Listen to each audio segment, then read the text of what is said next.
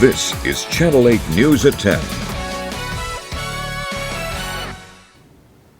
Good evening, everyone, and thank you for joining us. Over a dozen rural counties in Nebraska are missing what most would call a necessity, a primary care physician. As we battle through the pandemic, that need is emphasized. It's a big reason the University of Nebraska-Kearney and UNMC are teaming up. Channel 8's Macy Meyer has more on the partnership and how it will bring help to rural areas. Macy? Well, they say the solution is a proposed rural health complex at UNNK that would attract more students and offer a variety of health fields to study. Communities like Norfolk will benefit, Scottsbluff, Ainsworth, Alma, all four corners of the state have come to this and said, you know, this is something that helps all of us. Bringing in talent from all across the state.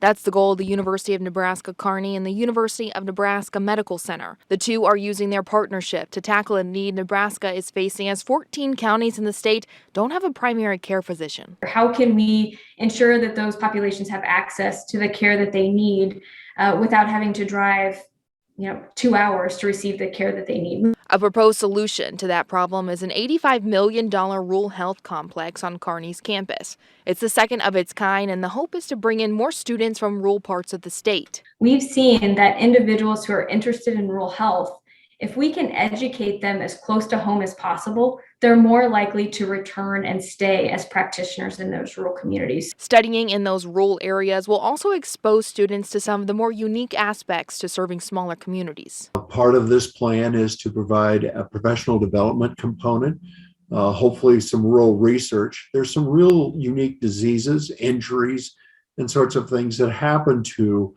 farmers, ranchers, people who are in rural Nebraska that we need to study and that you couldn't do if you were in the eastern part of the state. By getting them involved in a realistic everyday life of a rural physician, it will help retain doctors for those areas. UNNK and UNMC are asking the state for funding allocated to Nebraska through the American Rescue Plan. They say by using that money, it will be something used for years to come and would benefit the state greatly. Macy Meyer with our top story night. Thank you very much, Macy. Today kicked off the 107th legislative second session, where senators are excited to work on a once-in-a-lifetime distribution of $1 billion in federal dollars.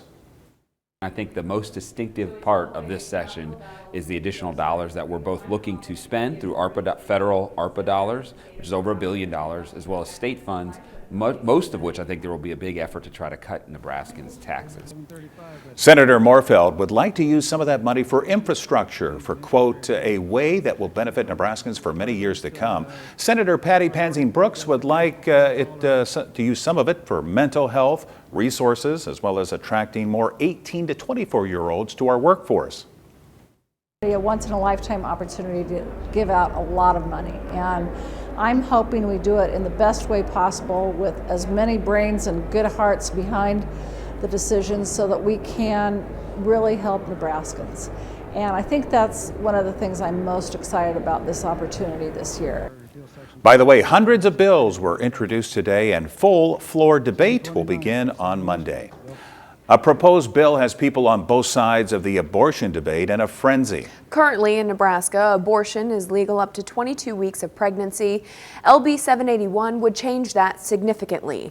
Here's Channel 8's Yosef Nasser with more on that particular bill. Yosef? That's right, Rod and Megan. Senator Julie Slama is calling it the Heartbeat Act. So what does it do? Well, it would effectively make it illegal for a doctor to perform an abortion if an unborn child has a fetal heartbeat.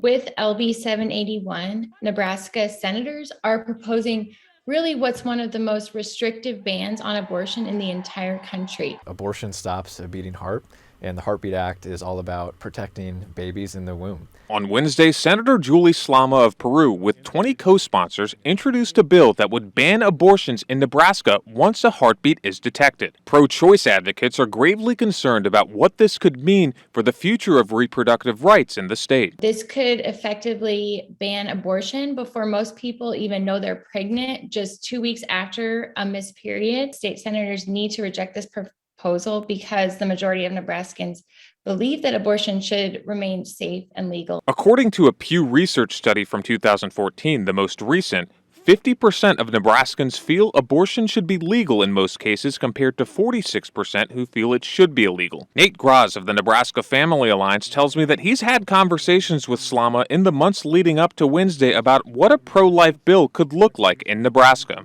A heartbeat is an unmistakable sign of life.